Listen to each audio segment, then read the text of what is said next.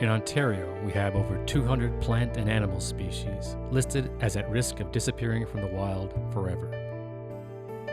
But landowners, working together with biologists and local community groups, are striving to reduce that number, one species at a time.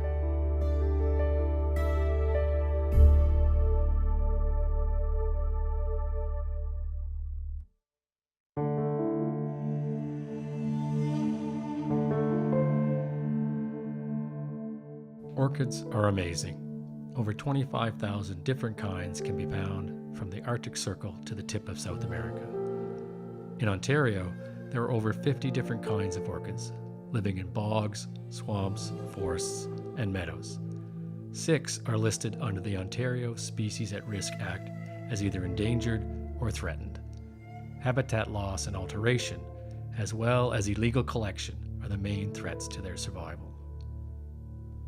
They're very picky flowers. They need specific sunlight, they need moisture, they need acidity in the soil, they need a very specific type of fungi that they form a symbiotic relationship with. So that in itself is difficult to do, because if a little seed is flying and it lands in an area where that specific fungi isn't available, then that little seed and that orchid won't be able to grow and to survive. Wapalan First Nation, or Bekeshanan as we call it, is home to over 70 of Canada's species at risk. Some are not found anywhere else in Canada, including the white prairie gentian. Blooms are about this time of year. We also have about 80% of Canada's population of dense blazing star. We have northern bobwhite quail, which is an endangered bird. We have pink milkwort. We have white prairie fringed orchid. We have also 90% of Canada's population of small white lady slipper orchids. My father, Joe Purdon, he discovered that we had orchids here. And so what he did was, just over the years, started taking care of them, helping them grow. There's a beaver dam at the end of the property which controls the water of the fen here, and we would watch it like crazy. If the water got too high, we would let out some sticks so that the water level would go down.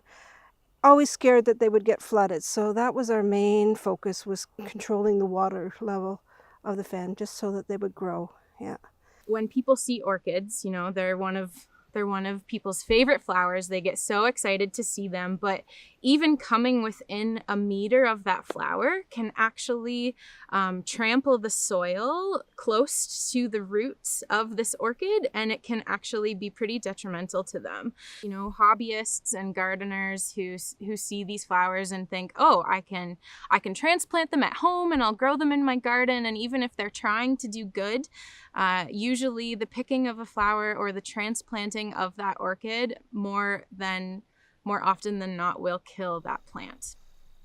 Key things for the orchids is protecting its land. And in fact, we established the Wapalan Land Trust, which is a registered charity in Canada, and we're protecting its habitat. We're protecting its habitat. We're monitoring populations. We established the Wapalan Land Trust to help protect lands and do education and outreach and other things, research. In our culture, it's a responsibility to be good caretakers of the land and water. If they want to do the right thing, landowners can definitely find out what type of habitat you have and see what sort of orchids might live in that habitat, so you will be aware of certain flowers that you're protecting. But knowing what's in your backyard is very important, trying to keep things as natural as possible. And this may sound silly, but just leave it alone. Just leave things alone.